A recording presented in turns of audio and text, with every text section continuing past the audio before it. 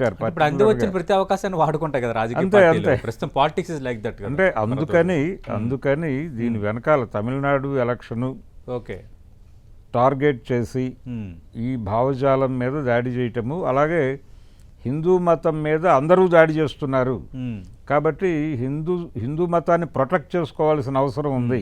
Okay ఇప్పుడు ఇతర మతస్థుల నుంచి మాత్రమే కాదు వీళ్ళ నుంచి కూడా ప్రమాదం ఉంది అని చెబుతూ ఈ అంత్యక్రియల్ని దీన్ని అంటే ఆయన తల్లి అంత్యక్రియల్ని దీన్ని లింక్ చేయటంలో ఆయన్ని క్రైస్తవుడిగా ఎస్టాబ్లిష్ చేయటం చేసి ఆయన నాస్తికుడిగా కంటే కూడా క్రైస్తవుడిగా ఈ రకమైనటువంటి కామెంట్స్ చేశాడు అనేది ఎస్టాబ్లిష్ చేయటం ద్వారా హిందూ మతం ప్రమాదంలో ఉంది అనే నాస్తికుడు అంటే ఏ విశ్వాసాన్ని నమ్మలేని వాడు కదా. అవునండి. దేన్ని ఇప్పుడు కేవలం ఒక హిందూ మతం మీద ఎక్కువగా ప్రకాష్ రాజ్ మాట్లాడటంలో ఇంటెన్షన్ లేదంటారు అసలు.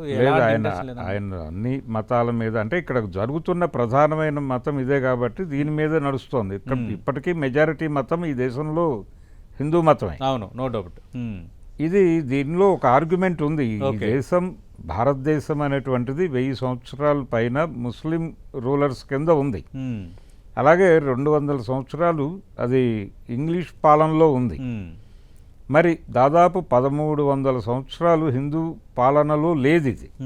అయినప్పటికీ ఇప్పటికీ ఎందుకు హిందూ మతం మెజారిటీ మతంగా ఉంది అనే ఒక ప్రశ్నకి అంటే మత మార్పిడులు జరగలేదా అంటే జరిగాయి కానీ అది పై కులాల్లో జరగలేదు, కింది కులాల్లో జరిగింది. వాళ్ళు కూడా మళ్ళీ పని కోసం తిరిగి వెనక్కి వచ్చారు, ఘర్వాపసి. ఇలాంటి చాలా గందరగోళాలు ఉన్నాయి. ఇవన్నిటి నేపథ్యంలో వీళ్ళు హిందూ మతం అనేది ఈ రోజుకి మెజారిటీ మతంగా ఉంది ఇక్కడ. అయితే ఇక్కడ గొడవ హిందూ మతంతో మాత్రమే కాదండి, హిందుత్వతో గొడవ.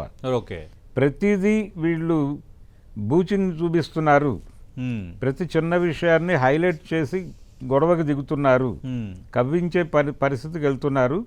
అంటే మెజారిటీ మతంలో అలాంటి వాళ్ళకి అవకాశం కల్పిస్తుంది ప్రకాష్ రాజ్ లాంటి నటులు కదా. అంటే ఇప్పుడు ఆయన ఒక మాట్లాడాడు, అది ఒక అవకాశం, దాన్ని ఆటోమేటిక్గా వాళ్ళు గ్లోరిఫై చేస్తారు. అదే వాళ్ళు ఇప్పుడు అందిపుచ్చుకున్నారు దాని మీద అంటే కొంచెం సెన్సిటివ్గా మార్చి విషయాన్ని హిందూ ఓట్ బ్యాంక్ని కన్సాలిడేట్ చేసుకునేటువంటి ప్రోగ్రాంలోకి వాళ్ళు వెళ్ళారు. ఇది అంటే ఆ రోజున ఆయన మాట్లాడిన సందర్భంలో ఇది లేదు, ఈ ఎన్నికలు ఈ గొడవ లేదు.